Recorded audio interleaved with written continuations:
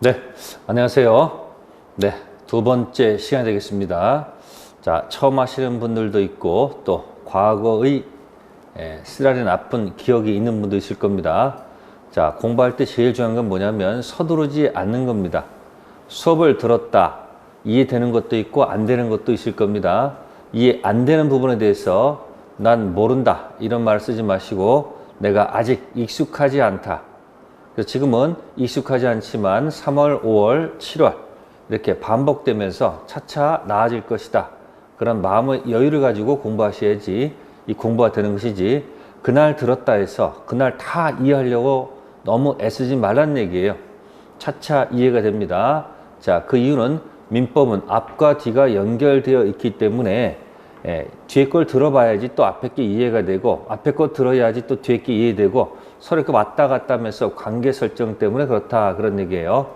네, 절대 서두르지 마시고 그날 올라온 수업 그거라도 듣자, 그런 마음의 다짐을 가지고 공부하시면 되겠습니다. 자, 오늘은 51페이지부터 시작합니다. 51. 자, 그 전에 그러면 지난주에 무엇을 했는지 한번 잠깐 보도록 하겠습니다. 네, 우리는 관계 속에서 살아갑니다. 관계 속에서. 그래서 이 관계가 법이 규율하면 법률 관계, 법이 규율하지 않으면 어렵게 쓸 거 없습니다. 그냥 법률 관계가 아니다 해서 비법률 관계다 쓰시면 돼요. 일명 뭐 인간 관계다 이렇게 표현할 수도 있어요. 자, 그럼 우리가 포인트 잡는 것은 비법률 관계가 아니고 법이 규율하는 법률 관계에 초점을 맞춰서 살아가는 거죠. 비법률 관계에 초점이 있는 것이 아니고 법률 관계에 초점을 맞춰 살아간다, 그런 얘기예요. 그럼 이제 법률 관계에 들어가면 우리가 재료가 필요합니다. 재료가 있고요. 네, 그래서 요리를 만들면 우리가 맛이 난다는 그런 생각을 가질 수밖에 없습니다. 재료, 요리, 맛. 그래서 재료 중에서 제일 중요한 재료가, 자, 별이라는 재료가 가장 중요하다. 암호예요. 이 별을 법률 용어로 고친 말이 뭐냐면 의사표시다, 이렇게 표현하고요. 요리 중에서 제일 중요한 요리는 법률 행위라는 요리다, 이렇게 지난 시간에 공부를 설명을 드렸고요. 결국 맛은 권리 변동이다, 이렇게 표현할 수가 있습니다. 네, 살면서 여러분들이 별 볼 일 없느냐, 별 볼 일 있느냐에 따라서 따라 내려오시면 됩니다. 별 볼 일 없는 법률 행위 아닌 권리 변동과, 자, 별 볼 일 있는 법률 행위로 인한 권리 변동이 있다, 그런 얘기예요. 그리고 이 재료해다는 것을 법률 용어로 고친 말이, 재료를 우리는 법률 사실이다, 이렇게 표현할 수 있고요. 요리하다는 것은 법률 요건이다, 이렇게 표현해 볼 수 있는 겁니다. 그 다음에 맛에다는 것은 뭐다? 법률 효과다, 이렇게 표현했을 거예요. 그러니까 말을 좀 더 넓게 쓴다면 법률 사실 중 의사표시 들어가 있는 법률 요건 중 법률 행위라는 요리는 권리 변동이 원하는 대로 발생한다. 근데 의사표시가 없는 법률 행위 아닌 권리 변동은 법률 규정에서, 지난 시간에 공부했던 것이, 그래서 여기 밑에 권리 변동이 제일 먼저 나와 있습니다. 그래서 여기서 공부했던 것이 권리가 발생하고 중간에 변경이 되겠죠. 그 다음 뭐 한다? 소멸한다는 과정을 공부했을 거예요. 그래서 이 발생은 원시 취득이 있고 승계 취득이 있었고, 승계는 이전적이 있었고 설정적이 있었고, 이전적은 특정이 있었고 포괄이 있었다. 지금 여러분들이 이 내용을 지금 몰라도 관계가 없어요. 왜? 이 권리 변동은 나중에 한 바퀴 돌고 다시 돌아오게 되면 훨씬 더 이해하기 더 쉬울 겁니다. 그래서 권리 변동의 발생, 변경, 소멸 지나서, 그럼 두 번째 테마는 이제 법률 행위의 내용이 되겠죠. 법률 행위. 그래서 법률 행위 뜻이 뭐냐는 얘기죠. 의. 그럼 이미 나와 있습니다. 여기서 의사표시 들어가 있는 사실도 아니고 효과도 아니고 요건이다. 그럼 이제 법률 행위 종류가 나와야 되겠죠. 종류. 그죠? 법률 행위 종류. 그래서 별 기준 잡아서 나눈 것이 단독 행위, 그 다음에 쌍방행위, 합동행위. 가장 기본적인 분리 방법이 된다 했을 것이고요. 자, 이제 포인트는 법률행위 요건에 있다 그런 얘기입니다. 요건. 그래서 요건은 어떻게 보는가 봤더니 우리가 매매 계약을 본다면 이 안에 이런 얘기가 들어가겠죠. 우리가 뭐 어려운 거 뭐 있습니까? 갑하고 을이 만나서 갑이 내가 팔겠다. 그죠? 을이 뭐 하겠다? 그럼 내가 사겠다. 그럼 이제 갑은 약속했으니까 뭐야? 달라. 그죠? 이쪽도 달라 할 거 아니냐. 그런 얘기죠. 그래서 이 안에서 세 가지가 있다는 얘기죠. 갑, 을이 있고, 판다, 산다가 있고, 달라가 있다. 그런 얘기. 그래서 이 갑을 예쁘게 포장한 말이 당사자가 존재할 것. 이렇게 나옵니다. 당사자가 존재할 것. 이렇게 나오고, 판다, 산다는 의사 표시가 존재할 것. 이렇게 나옵니다. 달라는 이 사람들의 계약의 목적이다 해서 목적의 존재 이렇게 나옵니다. 요걸 갖다가 책자에서는 이것을 성립요건이다 라고 표현을 한다 이런 얘기예요. 성립요건. 그러면 이 성립요건은 세 가지가 있으니 당사자, 의사표시, 목적이 있다 해서 여러분들 이제 포인트를 잡아 드리는 거예요. 그래서 책자 가시면 요 이야기가 몇 페이지에 나와 있을까 봤더니 그죠?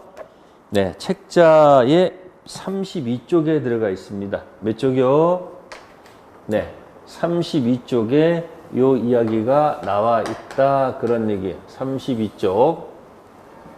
그 다음에 성립한 다음에 효력이 발생해야 됩니다.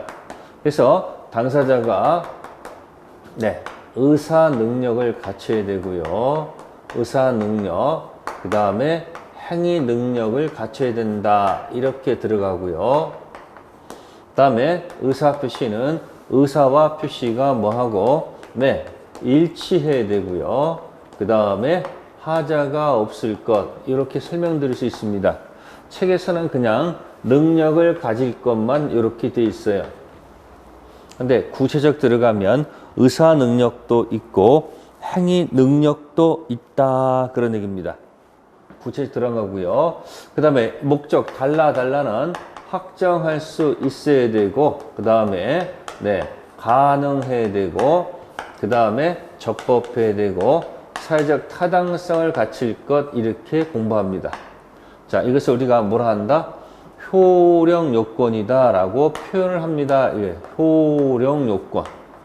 효력 발생 요건이다. 이렇게 표현하는 겁니다. 그럼 여기서 차이가 뭐냐면 성립 요건을 못 갖추면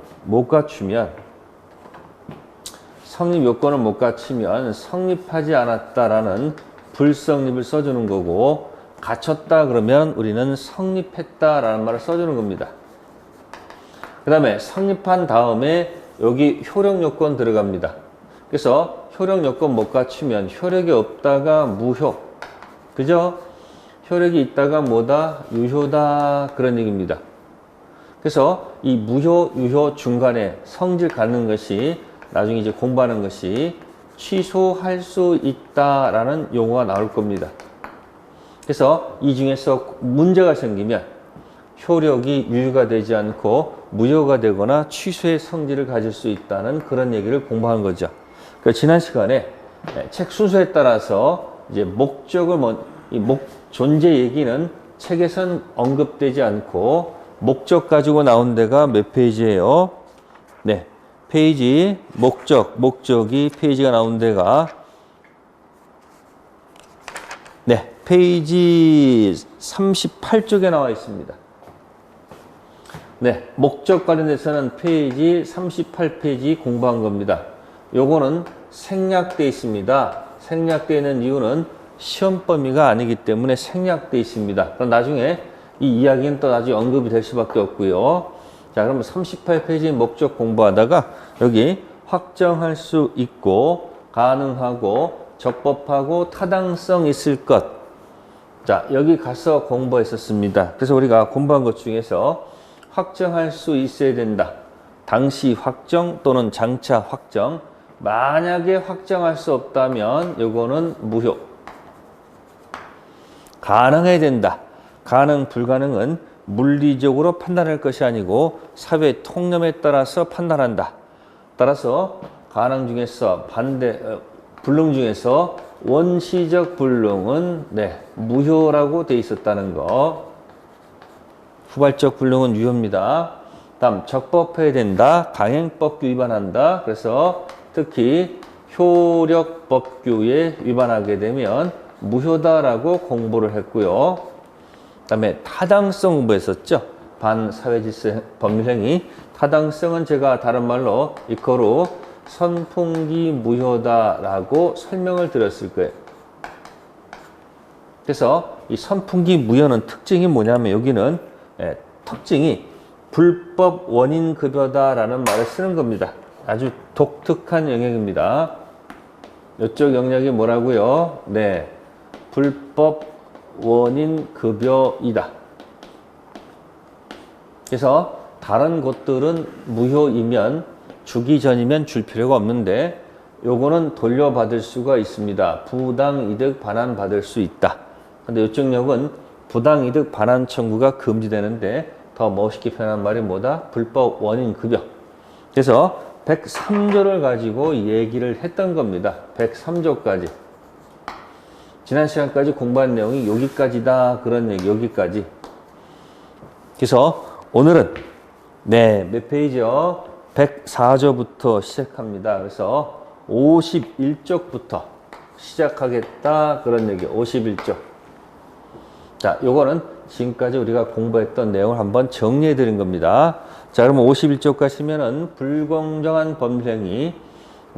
조문은 104조라고 되어 있다. 이야기입니다. 104조. 근데 이 104조는 소속이 어디냐면 여기 반사회질서 법률행위에 속한 겁니다. 그래서 이거 104조를 103조 예시 규정이다. 요렇게 표현합니다. 103조 예시 규정. 따라서 요거는 적법성 소속이 아니고 타당성 소속이다. 그런 얘기가 되겠습니다. 그럼 이제 104조는 타이틀 제목이 불공정한 법률 행위다. 이렇게 되어 있어요. 104조 제목이 뭐라고요? 불공정한 법률 행위로 되어 있네요. 여기 도대체 무슨 뜻인가 보면 일종의 give, take. 다른 게 아니고요. 준 것하고 이 받은 것이 있는데 준 것과 받은 것이 보통 이렇게 균형을 맞춰야 되는데 give and take가 현저히 차이가 난다는 얘기입니다. give, take가 뭐다? 너무너무 차이가 난다. 현저히 차이가 난다는 거예요. 그래서 이렇게 현저히 차이가 났을 때 뭐냐면 폭리를 취했다 해서 이 104조를 폭리행위다 그렇게 쓰는 겁니다. 자, 어떤 예가 있냐면 이런 경우가 있습니다. 예를 들어서 갑이 85세가 되셨는데 세상 물정이 좀 어둡습니다. 시골에 살고 있습니다. 시골에 살다 보니까 세상 물정이 어둡습니다. 그리고 현재 토지를 갖고 있다 이야기예요.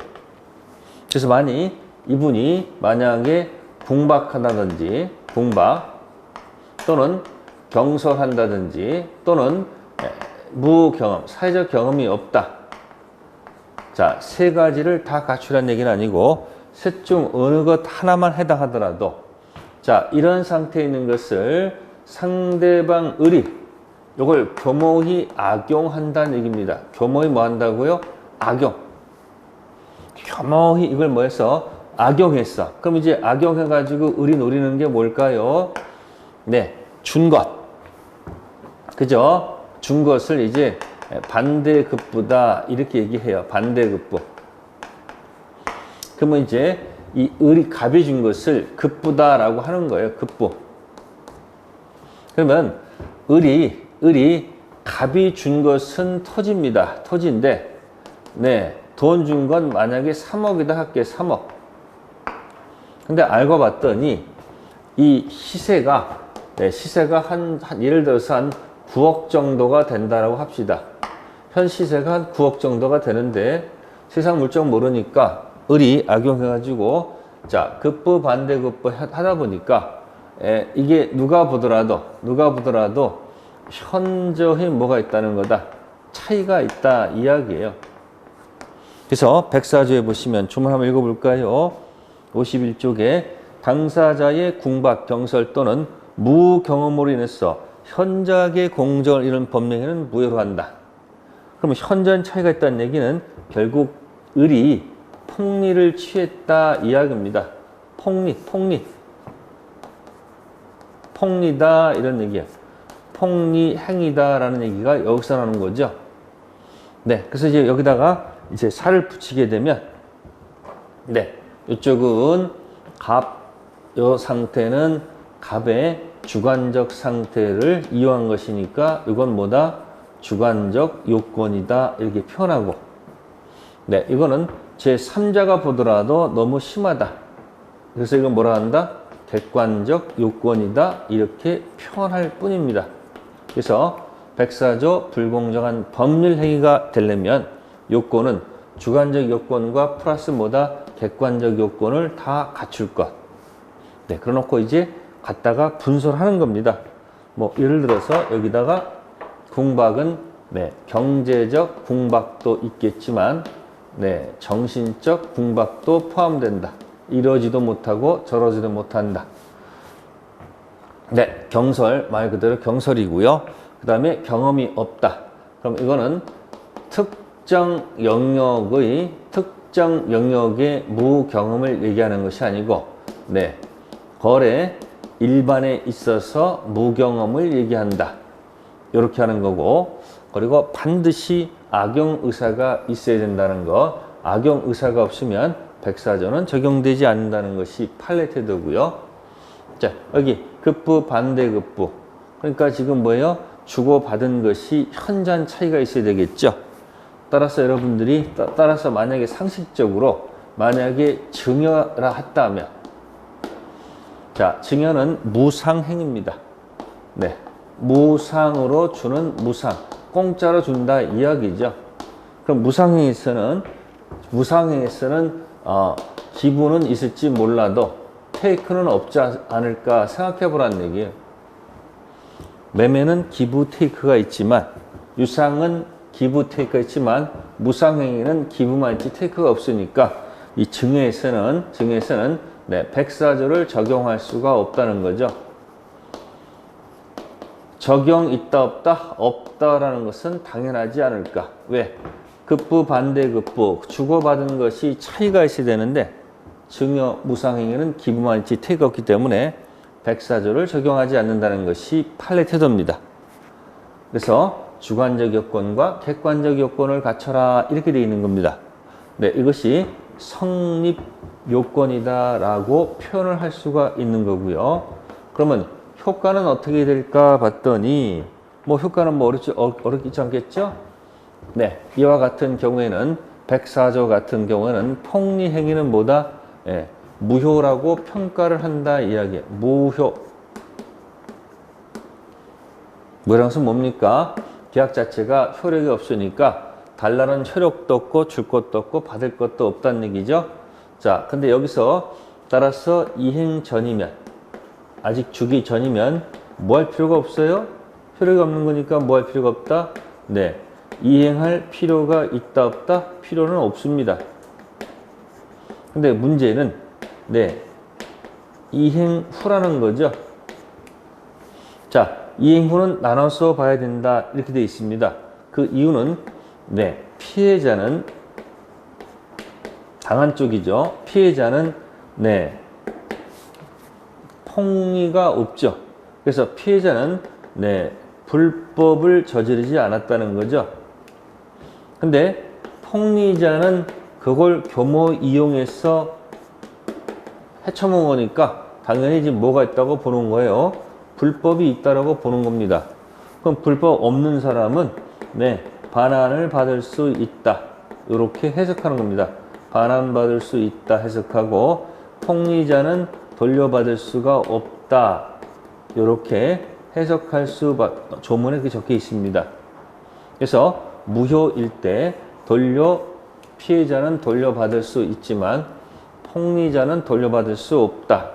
네, 여기에 746조 그렇게 적혀 있는 거고요.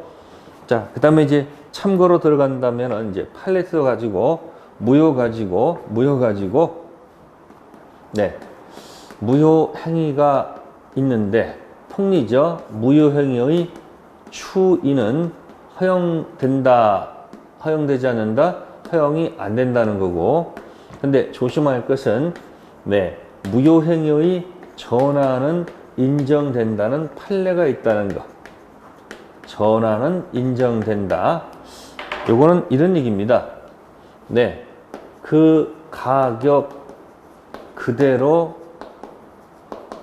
추인해봐야, 추로 인정해봐야 네, 폭리이기 때문에 인정할 수가 없는 거고요.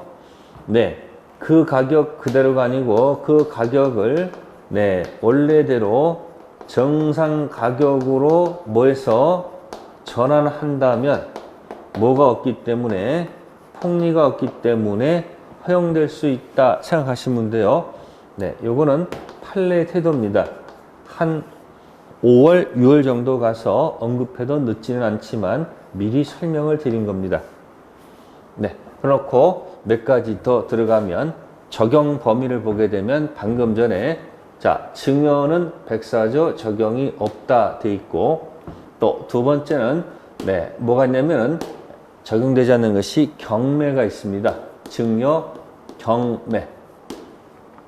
경매에서 폭리란 말을 적용하게 되면 논리 모순입니다. 그래서 증여, 경매는 폭리, 백사조 적용이 없다. 물론 적용되는 경우도 있습니다. 단독행위라든지 합동행위는 적용된다고 되어 있는데, 자, 아직까지 한 번도 나온 적이 없어요. 근데 이 증여는 여러 번 나와 있기 때문에 꼭 기억해 두세요. 네, 매매는 유상행위니까 기부, 테이크, 폭리 가능성이 있지만 증여는 기부만 있고 테이크가 없기 때문에 백사조 적용이 없다. 네, 그래서 이 백사조는 한 문제 딱 내기 아주 딱 좋습니다. 네, 그래서 백사조 하나 잘 정리해 두시면 백사조 맞힐 가능성이 있다는 거. 네, 여기까지가 확가 적타 가지고 쭉 나와 있는 이야기고요. 자, 그 다음에 이제 네, 55페이지 가시면 이제 법률행위 해석이 나옵니다. 해석이란 말이 있습니다. 지금 우리가 지금 공부한 것이 목적입니다. 내용이죠, 내용. 내용이 확정 가능, 적법, 타당성한데, 네, 이게 만약에 불분명하면 어떻게 할 것인가, 그런 얘기예요.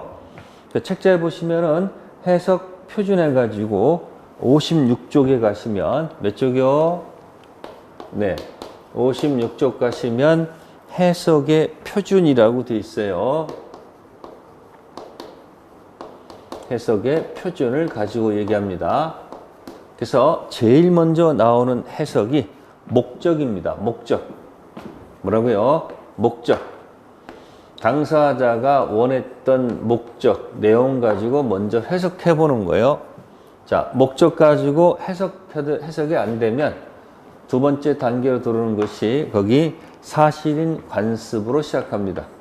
사실인 관습. 네, 요거는 일종의 그냥 관행이다라고 생각하시면 돼요. 관행. 자, 그 다음에 세 번째, 이거 가지고도 만약에 안 되면, 네, 당사자 의사가 명확하지 않으면 이제 임의법규 가지고 한다 이렇게 되어 있어요. 임의법규. 자, 임의법규는 당사자가 배제할 수 있는 규정을 임의법규라고 합니다. 그래서 민법은 당사자가 배제할 수 없는 강행법규와 배제할 수 없는 임의법규가 있습니다. 그럼 이제 이 두 가지 가지고 설명 하나 예를 든다면 이런 거예요. 예를 들어서 갑하고 을하고, 네, 갑하고 을하고 임대차를 했다고 봅시다. 그러면 임대차 가서 조문에 633조라는 것이 있는데, 여기 633조가 차임 지급 시기 관련된 규정입니다. 그럼 이 조문에서는 건물 같은 경우는 매월 말에 지급한다라고 규정되어 있어요. 그러면 차임 지급은 조문에서 건물은 매월 말. 그러면 이 규정은 임의 규정에 해당한다 이야기예요. 무슨 규정이요? 조문은 있지만 전국에 있는 임대차 있을 때 꼭 말에 지급할 필요가 없잖아요. 특약으로 배제할 수 있다. 그런 얘기예요. 자, 그런데 둘이 임대차면서 차임을 언제 지급할 것인지 만약에 그런 없겠지만 언제 지급할 건지 만약에 이걸 뭐 하지 않았다면 정하지 않았다고 합시다. 정하지 않았습니다. 자, 그런데 주인은 뭐라고 했냐면 주인하고 이 사람이 서로 뭐에 다툼이 있는 거예요. 자, 뭐라고 하냐면은 자, 여기서 주인은 난 10일 날 원래 받는 거니까 10일 날 내라라고 얘기를 하고 있고, 을은 뭐냐면 나는 항상 20일 날 줬기 때문에 20일 날 줄 것이다. 또 이렇게 서로 분쟁이 생길 수도 있잖아요. 만약에. 자, 그런데 이 상가 가보니까 이 건물에 가보니까 이쪽에 관행이 대부분 보니까 15일이다 이런 얘기예요. 15일. 그럼 보세요. 조문은 말이라고 돼 있고, 그죠? 조문은 임의법규 조문은 매월 말로 돼 있고, 그죠? 주인은 10일 달라고 그러고 을은 20일 준다고 그러고, 근데 사실인 관습 관행은 15일로 돼 있다 이 얘기. 15일 날. 그럼 당사자 의사가 지금 명확한 거예요? 명확하지 않은 거예요? 당사자 의사가 뭐하지 않다? 명확하지 않잖아요. 서로 분쟁이 있으니까. 그래서 이때는 사실인 관습 15일로 결정한다 이렇게 들어가 있는 거예요. 그래서 여기 전제 조건이 있습니다. 당사자 의사가 명확하지 아니했을 때 이미 법규보다도 사실인 관습이 앞에 있다는 거예요. 그 다음에 이것도 없단다면 그때는 신의성실의 원칙에 따라서 들어간다. 신의칙. 그래서 뭐 가끔 문제 풀다 보면은 순서가 여기 목사 이렇게 읽으면 뭐 그럴 일은 없겠지만 뭐 말도 안 되는 소리죠. 목사 이렇게 들어가게 되면 사실인 관습이 임의법규보다도 한 단계 앞에 있다. 단 전제 조건은 당사자 의사가 명확하지 않았을 때 관행이 조문보다도 앞에 있다는 거. 요거 하나 조심하면 될 거예요. 자, 이게 이제 해석 표준으로 나와 있고요. 그 다음에 이제 우측 가셔가지고 해석 방법이 나와요. 해석 방법. 57페이지입니다. 해석 방법. 57페이지. 해석의 방법이다. 이렇게 나와 있네요. 세 가지가 있습니다. 하나는 자연적 해석, 두 번째는 규범적 해석, 세 번째는 보충적 해석. 제목을 일단 관리하세요. 첫 번째가 자연적 해석이다라는 포인트를 하나 주시고, 자, 두 번째는 규범적 해석이다 이렇게 들어가 있습니다. 이 두 가지를 먼저 생각해 보시면 돼요. 이런 겁니다. 갖다 말장난한 겁니다. 갑이 마음속 의사는 96만 원 팔아야 됩니다. 근데 이 사람이 표시를 깜빡해서 거꾸로 했어요. 69만 원에 팔겠다라고 이렇게 얘기한 거예요. 그럼 상대방 을은 얘가 69만 원 얘기하니까 69만 원 파는 줄 알고서 그러면 69만 원 살게.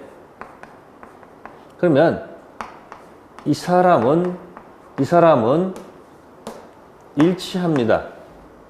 얘는 일치하지 않습니다. 그죠? 그러면 일치하는 사람에서 그러면 이것은 계약이 69만 원으로 가야 될 것이냐, 많은 쪽으로 갈 거냐, 이쪽으로 할 것이냐 하는 문제가 발생한다 이야기예요. 그러면 일단 표시된 대로 불이체했을 때 표시에 초점을 맞춰서 표시를 신뢰한 상대방을 보호한다. 그래서 이것은 69만 원으로 그대로 계약이 이루어진다 라고 한다면 누구 입장에서 해석하는 거예요? 네, 상대방 입장에서 해석하는 거죠. 그죠? 그래서 상대방 입장에서 해석하는 것을 우리가 규범적 해석이다 라고 얘기하는 거예요. 그러니까 여기서는 얼마대로 이루어졌다? 표시된 대로 69만 원이다 라고 간다면 규범적 해석.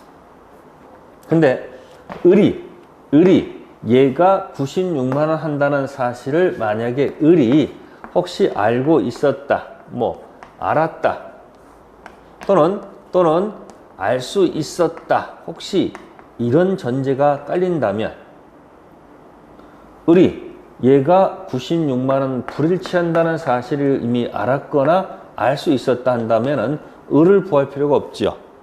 그럼 이때는 표시가 아니고 의사에 초점을 둬야 되겠죠. 그래서 자연적 해석은 의사와 표시가 일치하지 않았을 때, 자, 의사와 표시가 일치하지 않았을 때, 네, 표시에 초점을 두면 규범적 해석.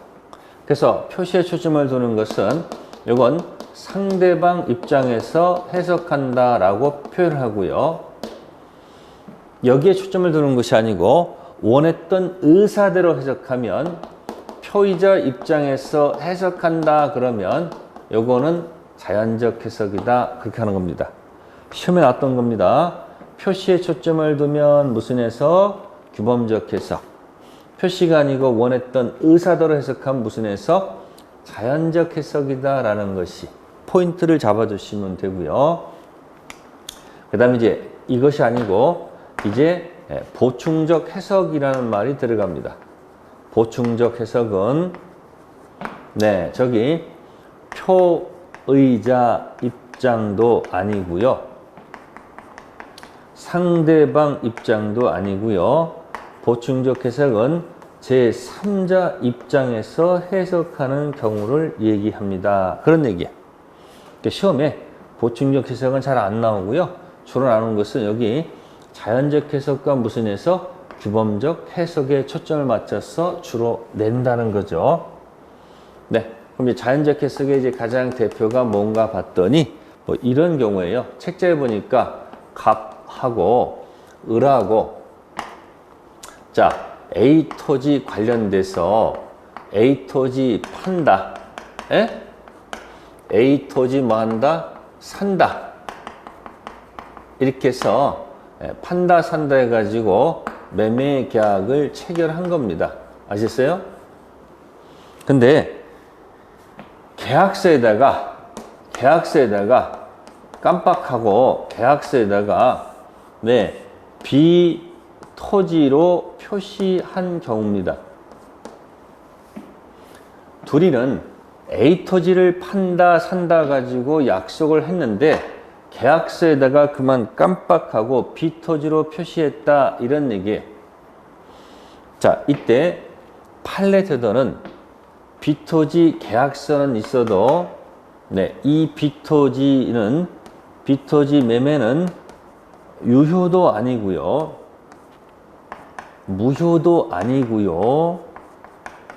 자, 이걸 잘 기억하셔야 돼요. B토지 성립하지도 않았고요. B토지 매매 계약은 불성립이다 라고 표시할 수밖에 없다는 거.